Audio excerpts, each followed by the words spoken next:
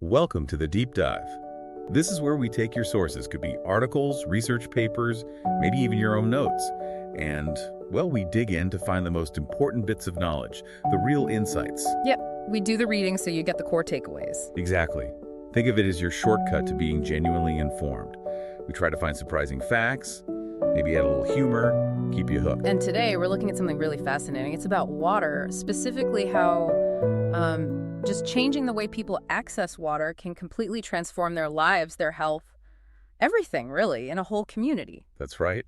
And our main source for this is a pretty detailed research paper. It looks at a real-world project, a water supply intervention, in a rural community over in Western Kenya. And our mission, our goal today is pretty clear. We want to unpack how putting in a community water supply affects things. Not just the obvious stuff like health, but, overall well-being, the local economy, even just the daily rhythm of people's lives. Yeah, what people do day to day. Exactly. And there are some surprising connections, these sort of ripple effects that you might not expect right away. It really shows how powerful something like clean water can be. Okay, so let's really dig into this then. To get why this specific project in Kenya was so important, we kind of have to start bigger picture, right? The global situation with water access. Absolutely. And the link to health is just stark. It really is. The numbers are quite sobering, It paints this picture of a crisis that's almost hiding in plain sight.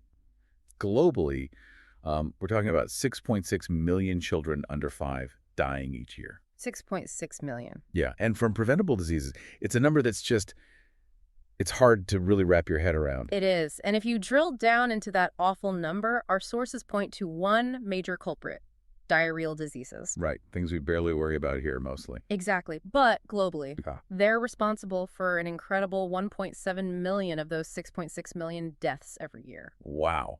So nearly a third of all those preventable child deaths come down to something as basic as clean water access. That's the tragic reality. And what's maybe even more shocking, what really shows the scale of this problem: 88% of the world's population still relies on unpiped water sources. 88%. Yeah. Sources that are often just unsafe. Think about, collecting water straight from rivers or ponds or shallow wells that aren't protected instead of having it come through a treated pipe to your home. That's the daily reality for almost 9 out of 10 people on the planet. It is. That really does put it in a harsh light. It's not just a statistic. It's millions of people facing that every single day. So, okay, with that massive global challenge as the backdrop, how does this connect to this specific community in Kenya that our source looks at? Right. So the paper focuses on the Samia district. It's in Western Kenya, quite close to the Ugandan border. Yeah. And the situation there, well, before this project started, it really highlighted these challenges. How so? Well, for starters, many people in this rural area were living on less than a US dollar a day, so extreme poverty. And crucially, a significant chunk of Kenyans overall, maybe 1 in 10, were relying on surface water. Like those ponds and rivers you mentioned. Exactly. Ponds, puddles, rivers, for everything: drinking, cooking, washing. And this is critical context because in Kenya specifically, about 10% of all child deaths are directly linked to diarrheal diseases. Ah, okay. So you see the direct line there, the reliance on unsafe water translating tragically into child mortality. Precisely. It shows you just how vulnerable people were and why an intervention focused on safe water access would be so incredibly important in a place like this. The link between water and life or death is just so direct. Okay, so this is where it gets really interesting because we shift from the problem to, well, a potential solution. Tell us about the specific project they studied, this international water project. Right. It wasn't just talk. It was a concrete, on-the-ground project. They set out to introduce a proper community water supply system. And how did they actually do that? What did it involve? So the core of it, the real tangible change, was installing 18 newly constructed tube wells. Tube wells. Yeah, think of them as deep boreholes drilled way down into the ground to tap into clean underground water sources, aquifers. They bring that cleaner water up to the surface reliably. Okay. And these weren't just placed anywhere. They were strategically located throughout the community, trying to make them easily accessible for as many families as possible. Makes sense. Was it a big undertaking? It was a pretty substantial investment, yeah. The project cost around $250,000, and the funding came from a Japanese foundation. It really shows a serious commitment to making a difference through, well, basic infrastructure. And the changes.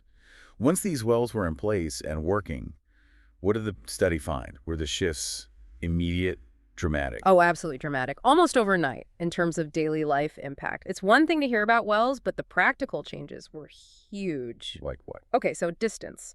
Before the project, people were walking, on average, maybe 400 to 500 meters to get water, sometimes much further. Right. That's quite a trek, especially carrying water. Exactly. After the wells went in, that distance was slashed down to just 100 meters on average. Wow. From 500 to 100, that's significant. Huge. And think about the time that saved.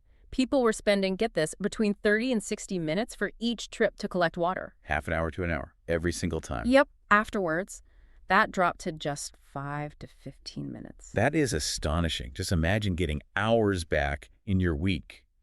Hours. It's hard to overstate it, really. That reclaimed time is massive. And it wasn't just about time and distance, right? It's about the kind of water people were using. Precisely. That's maybe the most fascinating part, how quickly habits just fundamentally changed.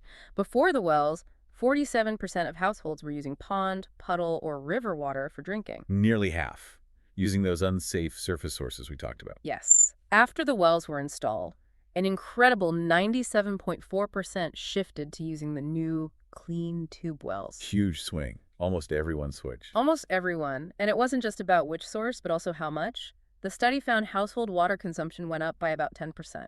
Oh, interesting. So they used more water overall. Yeah, from around 82, 90 liters per household up to maybe 99, 106 liters, which suggests, not just better access, but better availability. People felt secure enough to use water for more than just the absolute basics. Okay, so we've got less travel time, way less effort, a massive shift to cleaner water sources, and even increased water use. What did all this add up to? Let's get into the really big impacts. Health, well-being. This is where it gets powerful. This really is the core aha moment, especially for public health. And the data makes it incredibly clear. What did it show? A truly significant drop in diarrheal disease among young children under 5. Before the wells, 14% of those kids had suffered from diarrhea in the previous 2 weeks. 14%. That's roughly 1 in 7 kids being sick. Yes. Post-intervention. After the wells were in place, that number plummeted to just 2%. 2%. Down from 14. Down from 14. That's an 85% reduction. It's remarkable. That's incredible. That's not just a statistic. That's saved lives, isn't it? Healthier kids, less burden on families. Absolutely. It shows just how effective simply stopping exposure to the pathogens in dirty water can be. And it really makes you wonder, doesn't it? What other diseases besides diarrhea could be tackled with this kind of basic fundamental infrastructure? That's a great question. It really highlights how water engineering, even in its simplest form, is the absolute foundation of public health.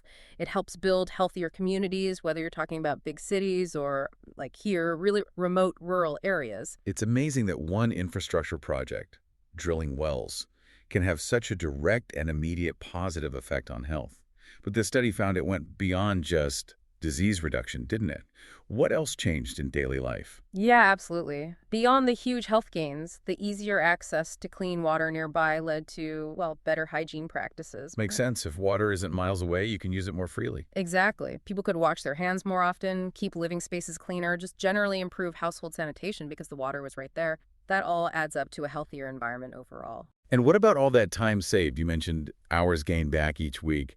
Where did that time go? Did it translate into other benefits? That's where the economic and social side comes in, and yes, it did. That time saved fetching water wasn't just wasted, it got repurposed. How so? Well, think about it. If you're a mother, say, and you suddenly have an extra hour or two every day, maybe that time goes into making sure your kids get to school on time. Maybe you can spend more time on a small garden plot, growing food for the family or to sell. Or starting some kind of small business. Potentially, yes. Or maybe just having a bit more time for rest or engaging with the community. The source material actually points to a positive link with increased monthly incomes for households. Really? So the time saved actually translated into more money for families. It suggests that, yes, people were able to use that freed up time for activities that generated income or perhaps invested more in things like education, which pay off long term. That's a really powerful link then.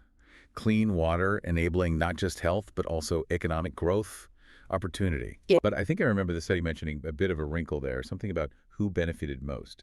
It wasn't perfectly equal, was it? That's a very sharp point. And yeah, it's a crucial bit of nuance.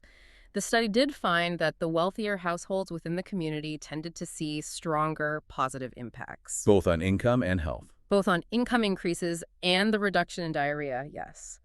Which, makes us think about how resources get distributed and accessed within communities, even after a helpful project like this. So even though the wells were available to everyone. Right. Those who already had maybe a few more resources, perhaps better connections to markets or a little bit of capital to start with, or stronger social networks, they might have been in a better position to really leverage that saved time into bigger economic gains. Okay, so it's a reminder that even really positive interventions don't always erase existing inequalities. Yeah. They can sometimes even amplify them a bit. It's definitely something important to keep in mind for future projects, thinking about how to ensure the benefits reach everyone as equitably as possible. This whole discussion, this deep dive, it really loops back to an idea we touch on a lot here.